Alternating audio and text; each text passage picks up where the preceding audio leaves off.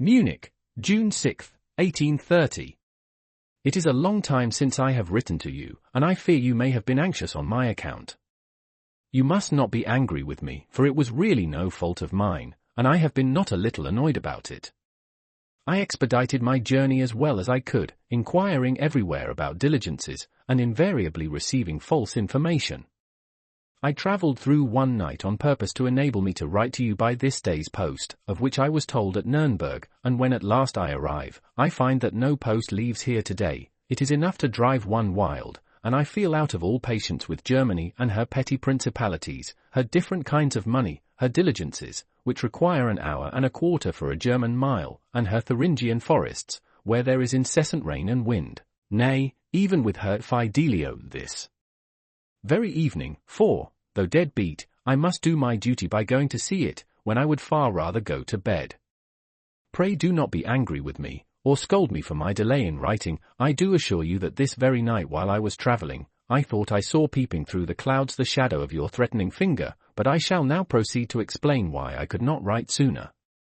Some days after my last letter from Weimar, I wished, as I told you, to set off for this place, and said so during dinner to Gertie, who made no reply. After dinner, however, he withdrew with Ottilie into the recess of a window, and said, "You must persuade him to remain." She endeavoured to prevail on me to do so, and walked up and down in the garden with me. I wished, however, to show that I was a man of determination, so I remained steady to my resolve. Then came the old gentleman himself, and said he saw no use in my being in such a hurry, that he had still a great deal to tell me, and I had still a great deal to play to him, and what I had told him as to the object of my journey was really all nonsense. Weimar was my present object, and he could not see that I was likely to find in tables d'hôte elsewhere what I could not obtain here. I would see plenty of hotels in my travels. He talked on in this style, which touched my heart, especially as Ottilie and Ulrica added their persuasions, assuring me that the old gentleman much more often insisted on people going away than on their remaining, and as no one can be so sure of enjoying a number of happy days, that he can afford to throw away those that cannot fail to be pleasant, and as they promised to go with me to Jena, I resolved not to be a man of determination, and agreed to stay. Seldom in the course of my life have I so little regretted any resolution as on this occasion, for the following day was by far the most delightful that I ever passed in Gertie's house. After an early drive, I found old Gertie very cheerful. He began to converse on various subjects, passing from the Muette de Portisheim to Walter Scott, and thence to the beauties in Weimar, to the students, and the robbers, and so on to Schiller. Then he spoke on uninterruptedly for more than an hour, with the utmost animation, about Schiller's life and writings, and his position in Weimar. He proceeded to speak of the late Grand Duke, and of the year 1775, which he designated as the intellectual spring of Germany, declaring that no man living could describe it so well as he could. Indeed, it had been his intention to have devoted the second volume of his life to this subject, but what with botany, and meteorology, and other stuff of the same kind, for which no one cared a straw, he had not yet been able to fulfill his purpose. He proceeded to relate various anecdotes of the time when he was director of the theatre, and when I wished to thank him, he said, "It is mere chance, it all comes to light incidentally, called forth by your welcome presence." These words sounded marvellously pleasant to me. In short, it was one of those conversations that a man can never forget so long as he lives. Next day, he made me a present of a sheet of the manuscript of Faust, and at the bottom of the page he wrote, "To my dear young friend F.M. B. a mighty, yet delicate master of the piano, a friendly souvenir of happy May days in 1830. J.W. von Gertie." He also gave me 3 letters of introduction to take with me. If that relentless Fidelio did not begin at so early an hour, I could tell you much more, but as it is, I have only time to detail my farewell interview with the old gentleman. At the very beginning of my visit to Weimar, I spoke of a print taken from Adrian von Arstade, of a peasant family praying, which 9 years ago made a deep impression on me. When I went at an early hour to take leave of Gertie, I found him seated beside a large portfolio, and he said, "So you are actually going away? I must try to keep all right till you return, but at all events we won't part now without some pious feelings, so let us once more look at the praying family together." He told me that I must sometimes write to him. Courage! Courage! I mean to do so from this very place, and then he embraced me, and we drove off to Jena. where the from Mans received me with much kindness, and where the same evening I took leave of Ottilie and Ulrika, and came on here. 9 o'clock. Fidelio is over, and while waiting for supper I add a few words. Schechner is very much gone off, the quality of her voice has become husky, she repeatedly sang flat, yet there were moments when her expression was so touching, that I wept in my own fashion. All the others were bad, and there was also much to censure in the performance. Still, there is great talent in the orchestra, and the style in which they played the overture was very good. Certainly our Germany is a strange land, producing great people, but not appreciating them, possessing many fine singers and intellectual artists, but none sufficiently modest and subordinate to render their parts faithfully, and without false pretension. Marceline introduces 14 all sorts of flourishes into her part, Giacchino is a blockhead, the minister a simpleton, and when a German like Beethoven writes an opera, then comes a German like Stuntz or Poissel, or whoever it may have been, and strikes out the ritornelle, and similar unnecessary passages. Another German adds a trombone part to his symphonies, a third declares that Beethoven is overloaded, and thus is a great man sacrificed. Farewell. Be happy and merry, and may all my heartfelt wishes for you be fulfilled. Felix. To Fanny Hensel. Munich, June 14, 1830. My dearest sister, I received your letter of the 5th this morning. I see from it that you are not yet quite well. I wish I were with you, and could see you, and talk to you, but this is impossible, so I have written a song for you expressive of my wishes and thoughts. You were in my mind when I composed it, and I was in a tender mood. There is indeed nothing very new in it. You know me well, and what I am, in no respect am I changed, so you may smile at this and rejoice. I could say and wish many other things for you, but none better, and this letter too shall contain nothing else. You know that I am always your own, and may it please God to bestow on you all that I hope and pray. Linz, August 11th, 1830. Dearest Mother, how a travelling musician bore his bad luck in Salzburg. A fragment from the unwritten journal of Count F. M. B. Continuation. After I had finished my last letter to you, a regular day of misfortunes commenced for me. I took up my pencil, and so entirely destroyed 2 of my pet sketches, taken in the Bavarian mountains, that I was obliged to tear them from my book, and to throw them out of the window.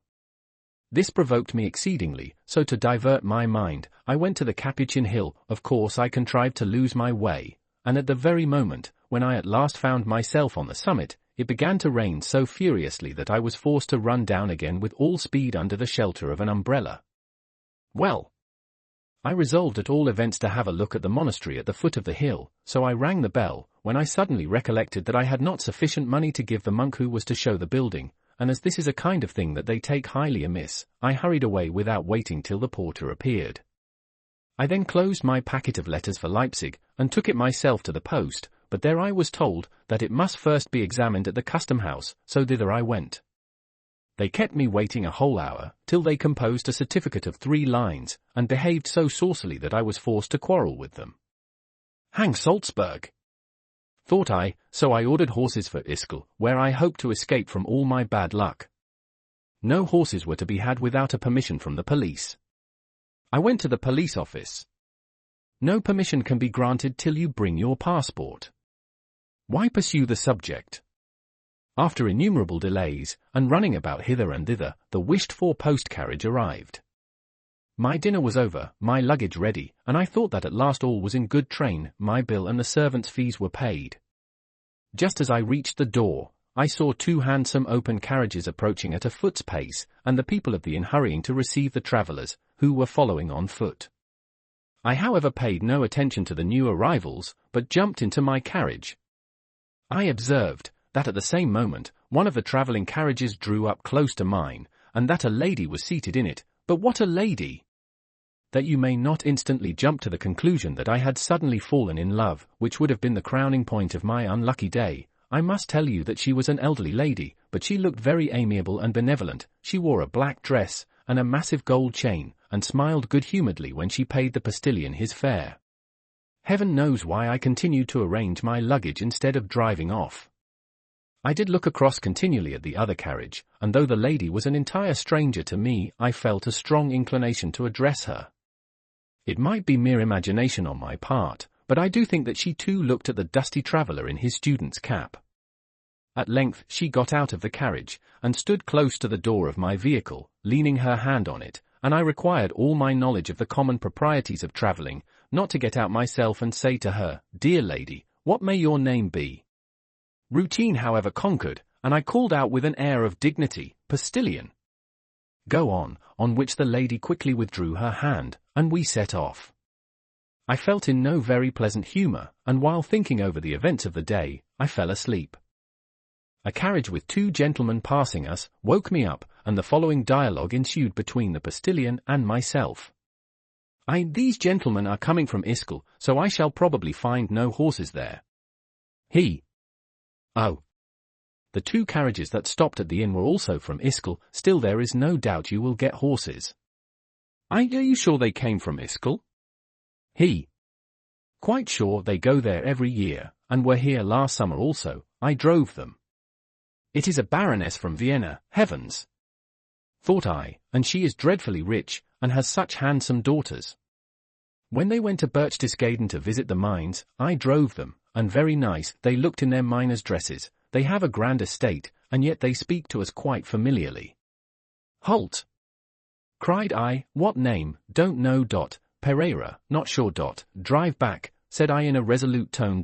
"If I do, we shall not reach Ischel tonight, and we have got over the worst hill. You can learn the name at the next stage. I hesitated, and we drove on. They did not know the name at the next stage, nor at the following one either. At length, at the end of 7 long wearisome hours, we arrived, and before I left the carriage, I said, "Who were the party who drove to Salzburg this morning in 2 carriages?" And received the quiet reply, "Baroness Pereira, she proceeds to Gastein early tomorrow morning, but returns 4 or 5 days hence." Now I had arrived at a certainty, and I also spoke to her driver, who said that none of the family were here. The 2 gentlemen I met in a carriage on the road were sons of the Baroness, the very 2 I had never seen.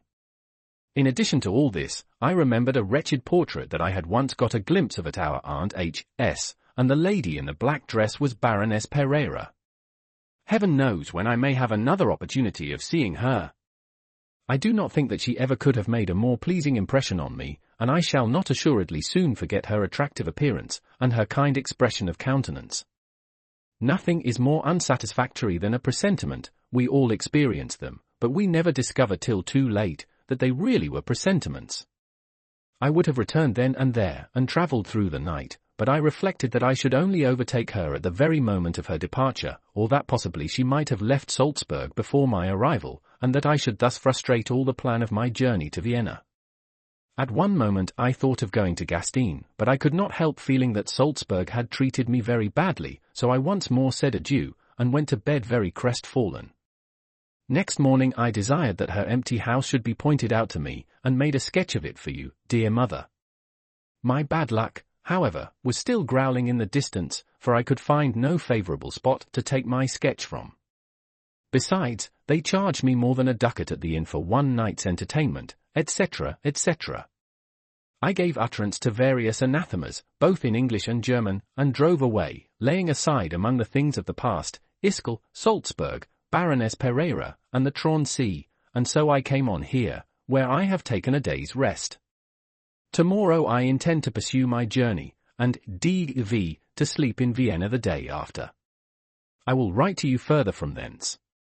Thus ended my day of misfortunes, truth, and no poetry, not even the leaning the hand against the door of my carriage is invention, all is a portrait taken from life. The most incomprehensible thing is that I should have totally overlooked Flora, who it seems was also there, for the old lady in a tartan cloak, who went into the inn, was Frau von W., and the old gentleman with green spectacles who followed her, could not well have been Flora. In short, when things once take a wrong turn, they will have their course. I can write no more today, for my disappointment is still too recent. In my next letter I will describe the Salzkammergut and all the beauties of my journey yesterday. How right Devrient was to advise me to take this route!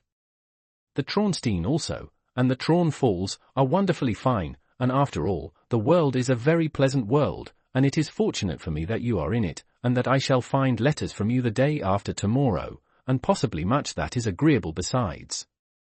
Dear Fanny, I mean now to compose my non nobis, and the symphony in a minor. Dear Rebecca, if you could hear me singing Im Warm Enthal in a spasmodic fashion, you would think it rather deplorable, you could sing it better. Oh, Paul! Can you declare that you understand the Schein Gulden, Gulden, heavy Gulden, light Gulden, conventions Gulden, and the devil and his grandmother's Gulden? I don't, one bit. I wish therefore that you were with me, but for many reasons besides this one. Farewell. Presburg, September 27, 1830. Dear brother. Peals of bells, drums, and music, carriages on carriages, people hurrying in all directions, everywhere gay crowds, such is the general aspect around me, for tomorrow is to be the coronation of the king, which the whole city has been expecting since yesterday, and are now imploring that the sky may clear up, and wake bright and cheerful, for the grand ceremony, which ought to have taken place yesterday, was obliged to be deferred on account of the torrents of rain. This afternoon the sky is blue and beautiful, and the moon is now shining down tranquilly on the tumult of the city.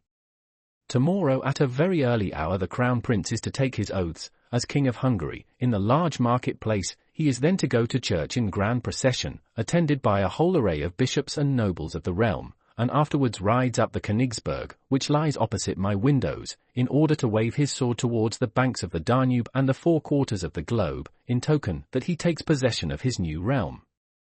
This excursion has made me acquainted with a new country, for Hungary with her magnates, her high dignitaries, her oriental luxury, and also her barbarism, is to be seen here, and the streets offer a spectacle which is to me both novel and striking. We really seem here to approach closer to the east, the miserably obtuse peasants or serfs, the troops of gypsies, the equipages and retainers of the nobles overloaded with gold and gems, for the grandees themselves are only visible through the closed windows of their carriages, then the singularly bold national physiognomy, the yellow hue, the long moustaches, the soft foreign idiom, all this makes the most motley impression in the world. Early yesterday I went alone through the streets. First came a long array of jovial officers, on spirited little horses, behind them a crew of gypsies, making music, succeeded by Vienna fashionables, with eyeglasses and kid gloves, conversing with a Capuchin monk, then a couple of uncivilized peasants in long white coats, their hats pressed down on their foreheads, and their straight black hair cut even all round. They have reddish-brown complexions, a languid gait, and an indescribable expression of savage stupidity and indifference. Then came a couple of sharp, acute-looking students of theology, in their long blue coats, walking arm in arm, Hungarian proprietors in their dark blue national costume, court servants, and numbers of carriages every moment arriving, covered with mud. I followed the crowd as they slowly moved on up the hill, and so at last I arrived at the dilapidated castle, which commands an extensive view of the whole city and the Danube. People were looking down on all sides from the ancient white walls, and from the towers and balconies. In every corner boys were scribbling their names on the walls for the benefit of posterity. In a small chamber, perhaps once on a time a chapel, or a sleeping apartment, an ox was in the act of being roasted whole, and as it turned on the spit, the people shouted with delight. A succession of cannons bristled before the castle, destined to bellow forth their appropriate thunders at the coronation. Below, on the Danube, which runs very rapidly here, darting with the speed of an arrow through the pontoon bridge, lay a new steamer, that had just arrived, laden with strangers. Then the extensive view of the flat but wooded country, and meadows overflowed by the Danube, of the embankments and streets swarming with human beings, and mountains clothed with Hungarian vines, all this was not a little strange and foreign. Then the pleasant contrast of living in the same house with the best and most friendly people in the world, and finding novelty doubly interesting in their society. These were really among the happy days, dear brother, that a kind Providence so often and so richly bestows on me. September 28, 1 o'clock. The king is crowned. The ceremony was wonderfully fine. How can I even try to describe it to you? An hour hence we will all drive back to Vienna, and thence I pursue my journey. There is a tremendous uproar under my windows, and the burgogards are flocking together, but only for the purpose of shouting Vivat. I pushed my way through the crowd, while our ladies saw everything from the windows, and never can I forget the effect of all this brilliant and almost fabulous magnificence. In the great square of the Hospitallers the people were closely packed together, for there the oaths were to be taken on a platform hung with cloth, and afterwards the people were to be allowed the privilege of tearing down the cloth for their own use. Close by was a fountain spouting red and white Hungarian wine. The grenadiers could not keep back the people. One unlucky hackney coach that stopped for a moment was instantly covered with men, who clambered on the spokes of the wheels, and on the roof, and on the box, swarming on it like ants, so that the coachman, unable to drive on without becoming a murderer, was forced to wait quietly where he was. When the procession arrived, which was received bareheaded, I had the utmost difficulty in taking off my hat, and holding it above my head. An old Hungarian, however, behind me, whose view it intercepted, quickly devised a remedy, for without ceremony he made a snatch at my unlucky hat, and in an instant flattened it to the size of a cap. Then they yelled as if they had all been spitted, and fought for the cloth. In short, they were a mob. But my Magyars! The fellows look as if they were born noblemen, and privileged to live at ease, looking very melancholy, but riding like the devil.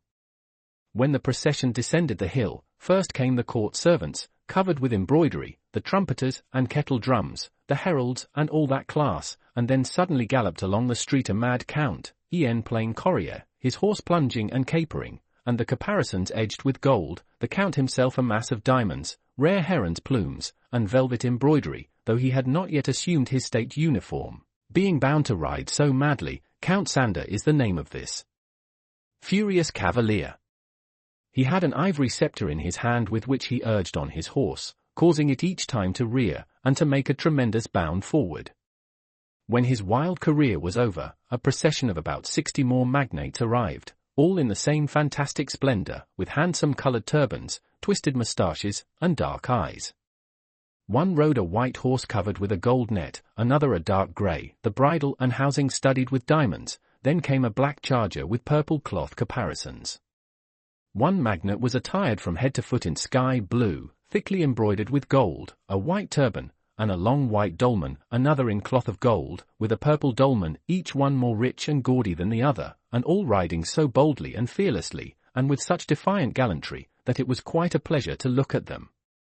At length came the Hungarian guards, with Esterhazy at their head, dazzling in gems and pearl embroidery. How can I describe the scene? You ought to have seen the procession deploy and halt in the spacious square, and all the jewels and bright colors, and the lofty golden mitres of the bishops, and the crucifixes glittering in the brilliant sunshine like 1,000 stars. Well, tomorrow, God willing, I proceed on my journey. Now, dear brother, you have a letter, so pray write soon, and let me hear how you are getting on. So you have had an émeute in Berlin? And that, too, an émeute of tailors' apprentices? What did it all mean? Once more I send you my farewell from Germany, my dear parents, and brother and sisters. I am leaving Hungary for Italy, and thence I hope to write to you more frequently and more at leisure. Be of good cheer, dear Paul, and go forwards in a confident spirit, rejoice with those that rejoice, and do not forget the brother who is wandering about the world. Yours, Felix.